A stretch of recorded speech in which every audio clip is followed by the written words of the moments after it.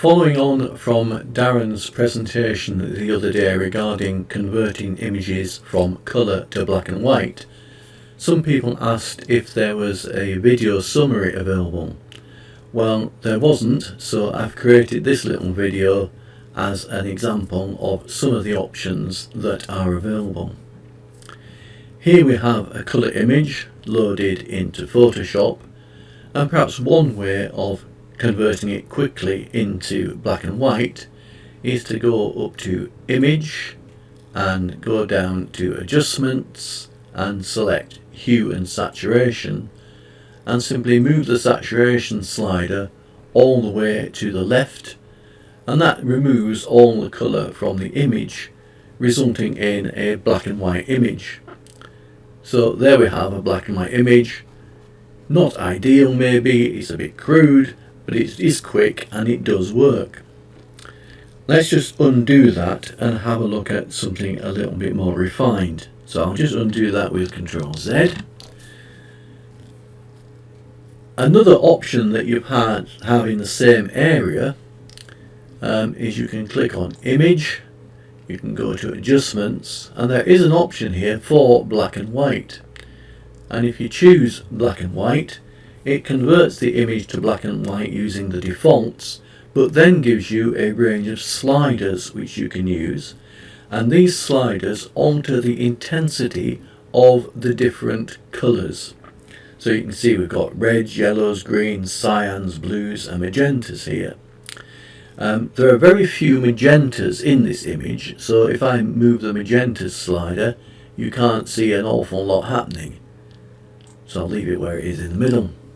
However, if I go to yellows, there are a lot more yellows, so as I move the yellows slider, you can see it has a big effect, and it's altering the intensity just of the yellow pixels, and it's making the yellow areas darker or lighter as I move the slider. We've got a similar option here for reds, and there's quite a few reds, so that has quite a marked effect. There are very few greens, there's a few here in this little doorway which you can see being affected as I move that slider. A few cyans, and the blue is restricted really to the area of sky above this little trail of lights here, so I can maybe make that as light as I want it to or as dark as I want it to be, and by altering the sliders I can alter the overall atmosphere of the photo. That's quite good, but when I press OK, that's it fixed. It's very difficult to come back and re-edit those if I suddenly decide I want the sky a little bit brighter. So there is another option as well which we can use. So again, I'll just press Ctrl Z and undo that. So a third option is to use an adjustment layer.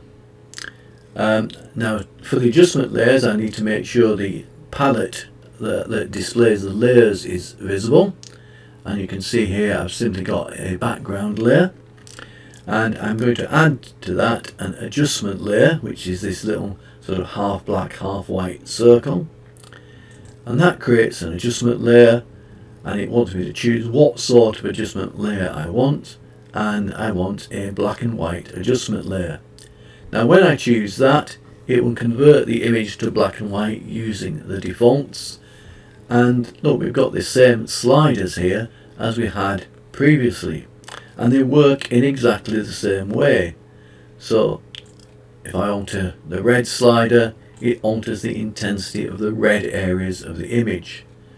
The yellow slider alters just the yellow areas. Cyan alters just the cyan areas, and blue the blue areas. Again, very few magentas, so that has very little effect. The big advantage of this is that at some point in the future, if I was to come off that and maybe do some other things on the image, and then suddenly decide I want the sky a little bit brighter after all, I can simply go back to the adjustment layer, go to its properties and alter it so I can make the sky a little bit lighter maybe, or a little bit darker.